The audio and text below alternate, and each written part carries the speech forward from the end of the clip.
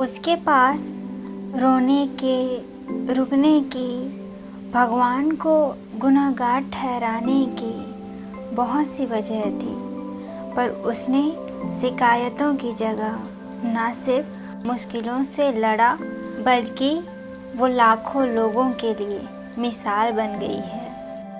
ये कहानी है पाकिस्तान के मुनीमा मजारी की। वो रूढ़िवादी परिवार से बिलोंग करती थी। उसके पिताजी ने कहा कि आपकी शादी करा देते हैं, और उसके परिवार में लड़कियों को ना बोलने का हक नहीं था। मुनीबा की शादी महज 18 वर्ष की उम्र में हो गई, पर उसकी शादी हैप्पी मैरिज नहीं थी। शादी के 2 वर्ष बाद ही उनका कार एक्सीडेंट हो गया।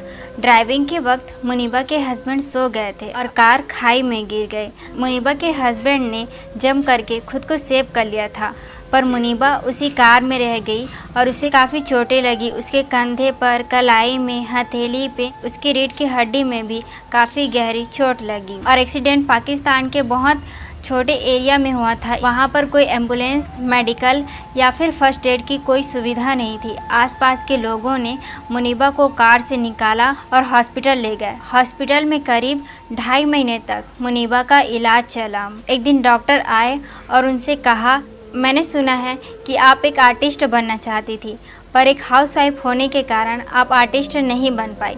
तो आपके लिए एक बैड न्यूज़ है कि अब आप दोबारा पेंटिंग नहीं कर पाएंगी।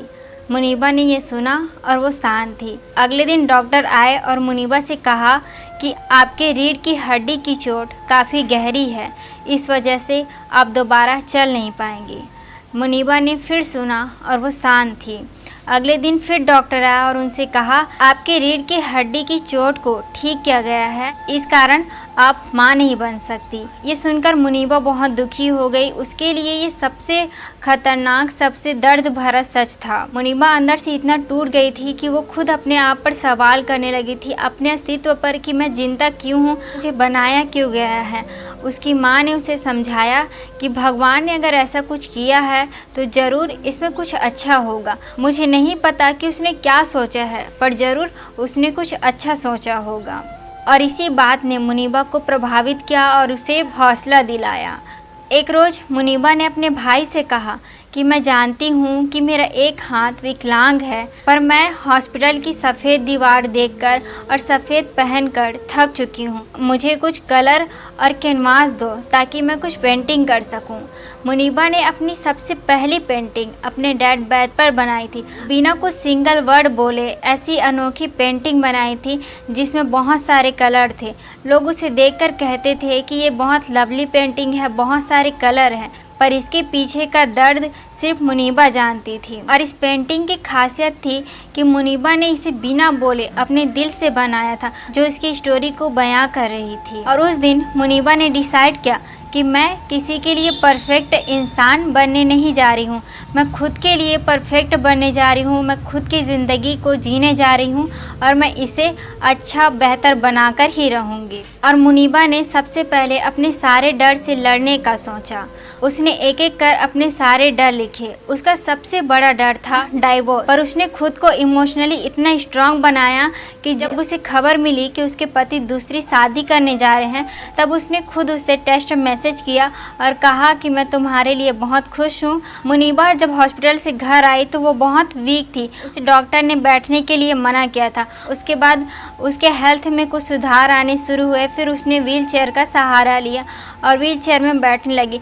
वो जब बेड पे रहती थी तब वो खिड़की के बाहर की आवाज़ को सुना करती थी, जहाँ बच्चों की खिलखिलाहट, चिड़ियों की चहचहाट, नेचर को एंजॉय करते हुए फैमिली को देखकर उन्हें ये महसूस हुआ कि कितने लकी हैं हम इन छोटी छोटी चीज़ों के लिए, पर हम में से कई इसकी वैल्यू नहीं कर पाते, इसे समझ नहीं पाते। और मुनीबा यही दुनिया को बताना चाहती थी। मुनीबा जब व्हील चेयर में बैठने लगी तो सबसे पहले वो मिरर के पास आई। उसने पहले अपने लिप को कलर किया, फिर उसे मिटाया और रोने लगी और कहा कि व्हील चेयर पे बैठे लोग ऐसा नहीं करते। और कुछ देर बाद फिर उसने दोबारा लिप कलर किया और कहा कि मैं ये किसी के लिए नहीं कर रही हूँ, मैं खुद के लिए कर रही हूँ, मैं खुद को बेस्ट महसूस करवाना चाहती हूँ। और मुनीबा का जो दूसरा सबसे बड़ा डर था वो माँ नहीं बन सकती, पर उसने एहसास किया कि दुनिया में कितने सारे बच्चे हैं जो चाहते हैं कि कोई उन्हें अपनाए, कोई उन्हें माँ बाप का प्यार दे। तो मुनीबा ने सोचा कि यहाँ पर रोने की, टेंशन लेने की कोई बात ही नहीं है, तो बच्चा अडॉप्ट कर लेते हैं। मुनीबा ने कई अनाथालय में, कई ऑर्गेनाइजेशन में अपना नाम दिया। उसने किसी ऑर्गेनाइजेशन में नहीं बताया कि मैं व्हील चेयर में हूँ।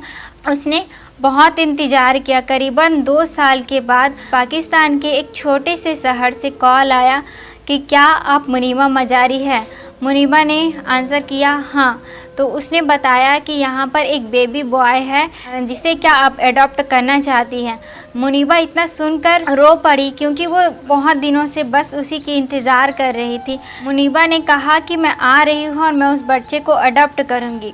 जब मुनीबा वहाँ गई तो वहाँ के मैनेजर ने उनको सर से नीचे तक देखा। मुनीबा को लगा कि शायद ये सोच रहे हैं कि मैं एक बच्चे की परवरिश नहीं कर पाऊँगी क्योंकि मैं व्हील चेयर पे हूँ। पर मुनीबा की सोच के विपरीत उस ऑर्गेनाइजेशन के मैनेजर ने कहा कि मैं जानता हूँ कि आप इस बच्चे के लिए बेस्ट माँ बनेंगी, आप दोनों एक दूसरे के लिए लकी हैं। और मुनीबा का तीसरा बड़ा डर था कि लोगों को फेस करना। वो जब बेड पे रहती थी तो अपने रूम का दरवाज़ा हमेशा लॉक किए रहती थी। जो लोग आते थे उन्हें बेचारी की नज़र से देखते थे, उसके प्रति सहानुभूति प्रकट करते थे। बल्कि मुनीबा नहीं चाहती थी कि कोई उसके प्रति सहानुभूति दिखाए। मुनीबा ने अपनी स्टोरी को बताने का, दुनिया के सामने आने का फैसला किया। उसके लिए उसने सबसे पहले पेंटिंग करना शुरू किया। उसने कई जगह पर एग्जीबिशन लगाए जहाँ पर वो लोगों से इंटरेक्ट होती थी, लोगों से मिलती थी, लोगों से बातें करती थी, अपने कार्य के जरिए लोगों को मोटिवेट करती थी।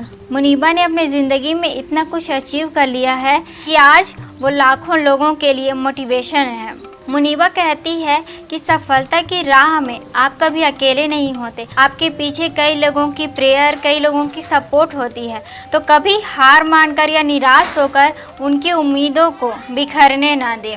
मुनीबा अपने लाइफ के प्रति हमेशा पॉजिटिव नज़रिया रखती है। जहाँ लोग उसकी डिसेबिलिटी देखते हैं वहाँ वो अपनी एबिलिटी देखती है, जहाँ लोग प्रॉब्लम देखते हैं वहाँ वो अपॉर्चुनिटी देखती है, और इसी पॉजिटिव नज़रिए के जरिए वो जीवन में सक्सेसफुल है। मुनीबा के बैक में, शोल्डर में कई जगह पर इंजरी आई थी और इसको ठीक करने के लिए उसके बैक में कई टाइटेनियम मेटल का यूज़ किया गया है, इसलिए उसे पाकिस्तान की आयरन लेडी कहा जाता है। और अंत में मुनीबा की कुछ लाइन, कोई बात नहीं अगर आप डरते हो, कोई बात नहीं अगर आप रोते हो, सब कुछ ठीक है, लेकिन हार मानना ऑप्शन नहीं होना चाहिए। लोग कहते हैं असफलता ऑप्शन नहीं होना चाहिए, पर मैं कहती हूँ कि असफलता एक ऑप्शन होना चाहिए, क्योंकि जब आप बार बार हारते हैं तो आप बार बार ऊपर उठने की कोशिश करते हैं और आपके इसी प्रयास से आप एक बेहतर इंसान बनते हैं।